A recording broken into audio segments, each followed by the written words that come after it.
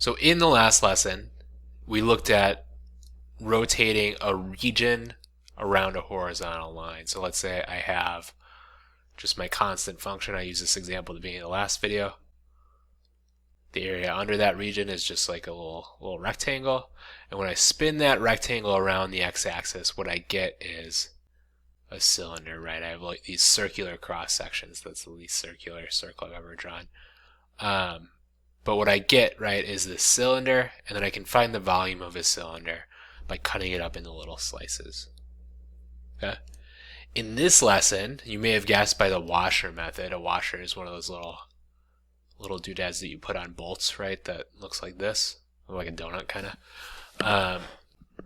We're looking at this idea of doing something similar, but if the region is not totally adjacent to the line about which you're rotating it.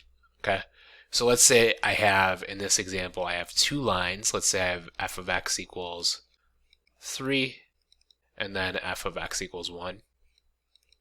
And we'll say that the bounds are, doesn't really matter, 1 to 5. Okay, and then we are interested in this region between my two horizontal line segments.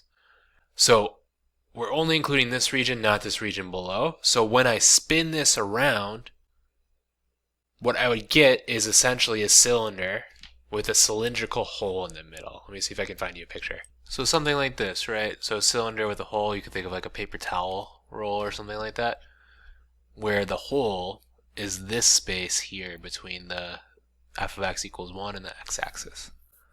Okay? So obviously here we have two different radiuses. We have a radius of the big cylinder, right? I'll make that capital R. And then we have the radius of the little baby whole cylinder. I'll make that little lowercase r, right? The volume of this shape, well, it would be the big one, so pi r squared height minus whatever we cut out of that inside, right? So minus the smaller cylinder, pi r squared height. We're going to do the same thing here. So what this integral would look like, well, actually we can make our life easier before we talk about the integral by noticing pi and h are the same for both of these, right? So I can actually factor this out. Pi times the height, r squared minus r squared. So it's the same thing. And that's how we're going to write down the integral to make our life easier. So this would be the integral from 1 to 5.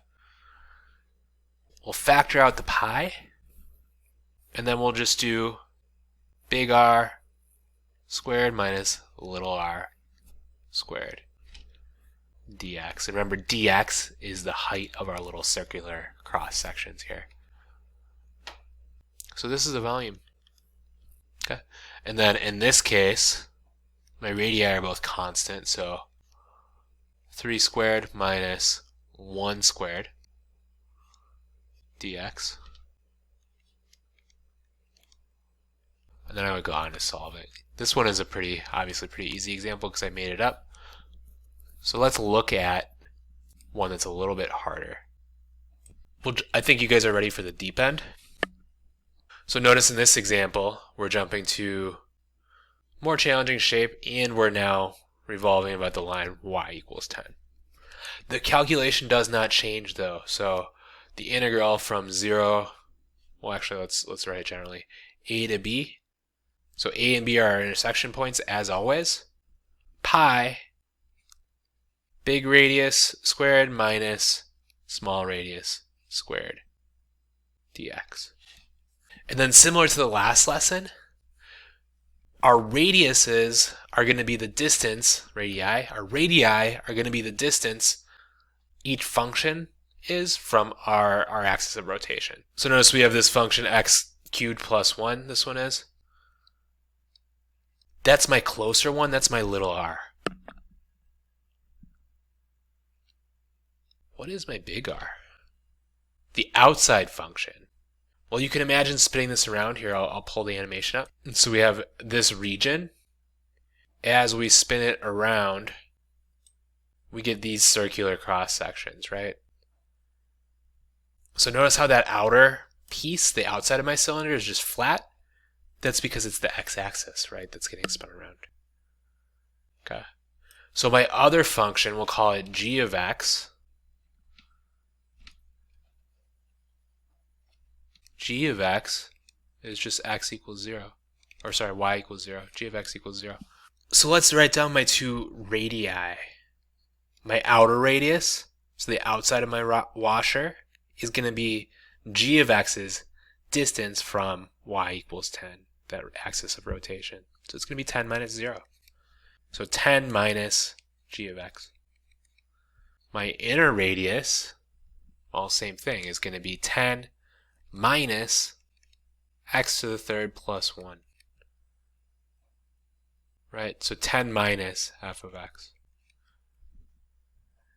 And I picked f of x to be that smaller r because it's closer to that axis rotation. So it's going to represent the inside of my cylinder, or the inside of my washer, as we saw in the animation. Let's go ahead and set it up. We're really doing the same thing as the previous lesson. Just making two cylinders, and we're subtracting the inside from the outside volume. So we'll do the integral from 0 to 1, 0 to 2 it is. So 0, 2. And then pi, and then my big R, 10 minus 0 squared, minus my small r, which is 10 minus x to the third plus 1 squared dx. Okay? And then I'm just going to start to simplify this. So I can pull out my pi. 10 minus 0 is 10, squared is 100. 10 plus 1, 11, minus x to the third squared. And then here, if you've been doing the calculator lessons, this would be a great integral to just do on your calculator. I can keep plugging away on simplifying it otherwise if you did not do those lessons. So 121, I'm squaring this. I'm using a Punnett square in my head, right? Minus 22x to the third plus x to the sixth. This is still the integral from 0 to 2. Pi is still out there. I'm going to distribute that negative.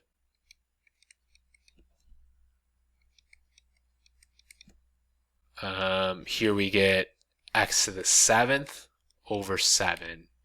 We're evaluating from 0 to 2, and we're multiplying times pi. I could keep that pi up front too if I wanted it. And then we plug in our bounds. This step you can do on your calculator very carefully. Oh, don't forget your x here. When you integrate, it's 121x.